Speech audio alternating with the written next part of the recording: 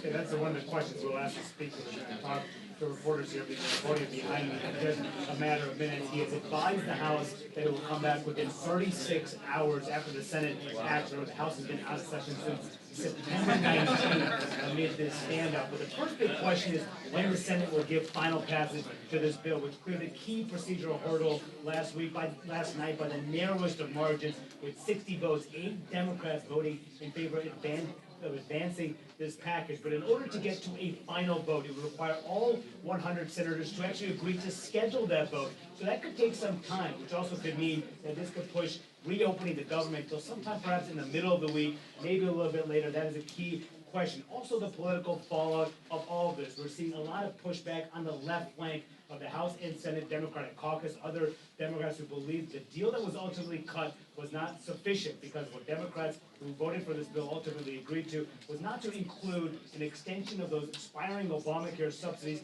as part of this funding package. Instead, they agreed to a standalone vote, a separate vote on this issue, where they got a commitment from the Republican leader in the Senate to have a vote on that by the second week of December. I caught up with Senator Tim Kaine, one of those 8 Democrats who voted for this plan, and I asked him whether or not he believed the shutdown fight was worth it.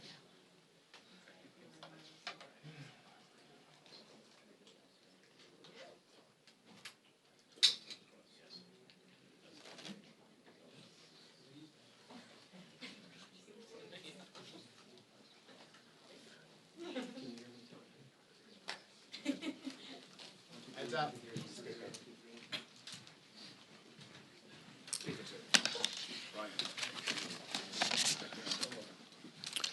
Good morning, everybody. I'm very thankful to see you all this morning. I'm thankful to welcome you to what appears to be the beginning of the end of the longest government shutdown in U.S. history, as shameful as that is. I don't think it's coincidental, you know how I think, but it's after 40 days of wandering in the wilderness and making the American people suffer needlessly, some Senate Democrats finally have stepped forward to end the pain. It appears to us this morning that our long national nightmare is finally coming to an end, and we're grateful for that. At least some Democrats now finally appear ready to do what Republicans and President Trump and millions of hardworking American people have been asking them to do for weeks. But as we said from the beginning, the people's government cannot be held hostage to further anyone's political agenda. That was never right. And shutting down the government never produces anything. It never has, if you study history. And so here we are. I want to remind everybody this morning of another critical point that you've heard me here repeat over and over the last several weeks. It's something that I and Leader John Thune and President Trump and every Republican leader have all said repeatedly from the beginning. We have always been open to finding solutions to reduce the oppressive costs of health care under the Unaffordable Care Act. We just made clear that we would not and should not ever do that, that is, negotiate as hostages. And I've also reminded you here every morning at this press conference throughout the shutdown, Republicans have not just been talking about reducing costs and fraud and abuse in so many areas and in health care. We've been actually passing new laws to accomplish that urgent mission for the people, and we will continue to do so.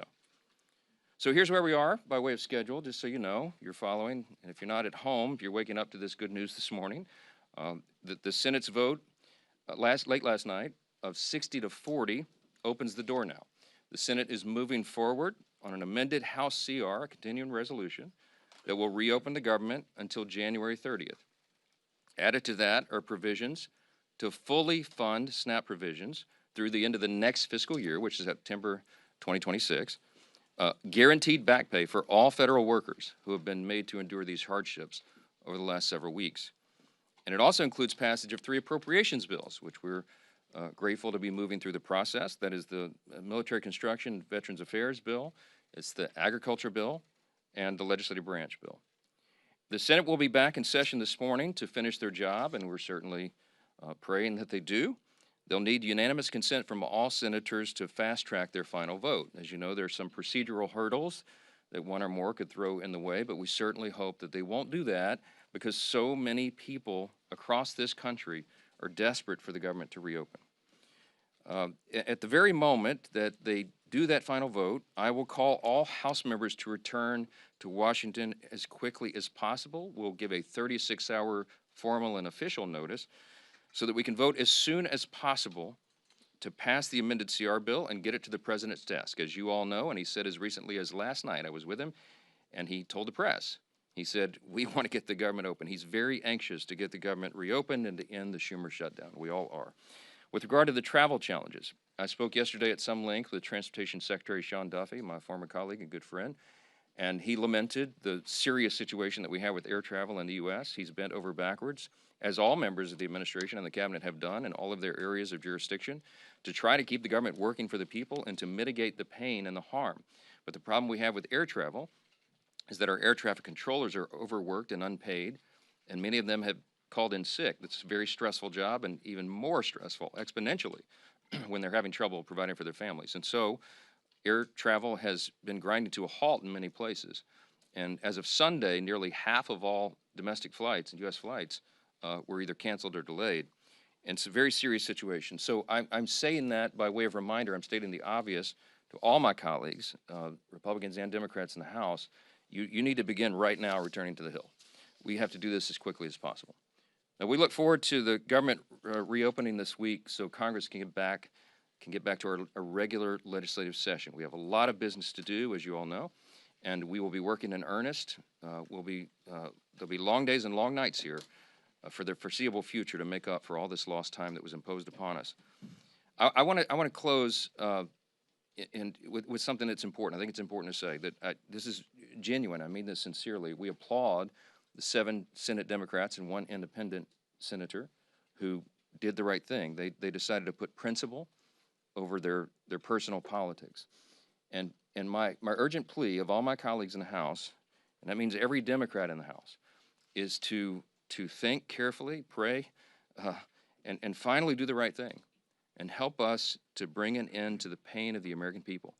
This has gone on too long. Too many people have suffered, and it's long overdue.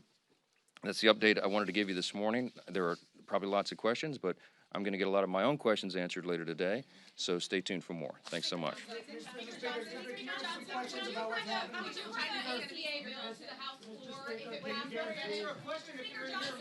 Johnson.